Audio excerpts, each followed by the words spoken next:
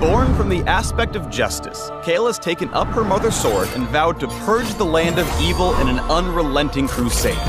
She increases in power over the course of a game, sending wave after wave of fiery celestial fury to serve the unjust their final judgment. The righteous shall prevail. Welcome to the Kayle Champion Spotlight. Kayle's passive is Divine Ascent. Over the course of the game, Kayle rises closer to her celestial form, increasing the speed, range, and power of her basic attacks. As evil grows, so shall I. At level 1, Kayle is fueled by Righteous Fury, and her basic attacks increase her attack speed. At max stacks, Kayle becomes Exalted and gains movement speed toward enemies. At level 6, Kayle flies on 2 sets of wings, and when exalted, her attacks launch flaming waves that deal bonus damage. At level 11, Kayle's helmet comes off and another pair of wings appear, signaling that she now attacks from range. At level 16, Kayle transforms into a true champion of justice, wielding 2 swords, becoming permanently exalted, and dealing true damage with her waves of fire. Kayle's E, Starfire Spellblade, has a passive and active effect. Passively, her basic attacks deal bonus magic damage. When activated, Kayle's next basic attack becomes ranged and deals a portion of the target's missing health as bonus damage.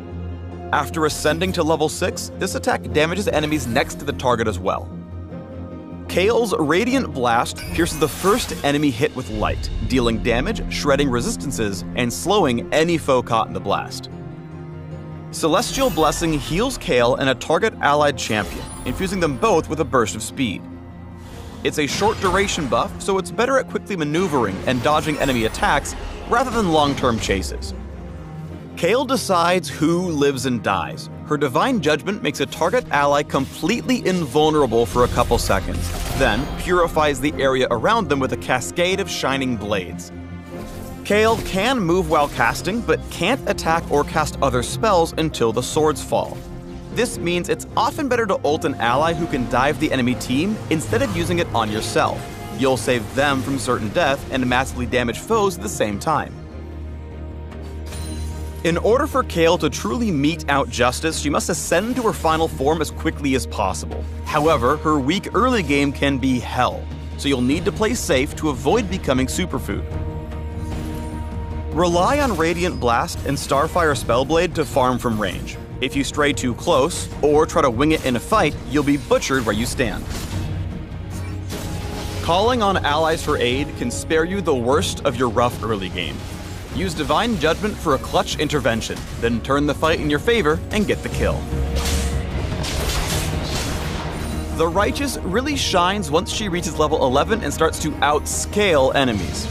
Tower dives are no trouble thanks to Divine Judgment, and your rapid-fire attacks will melt enemies easily. Exaltations all around. Once Kayle's apotheosis is complete, take your crusade across the map for the final victory. Lead your own team into the fray, protecting critical allies while condemning your enemies to a swift execution. You'll win the teamfight just as you planned.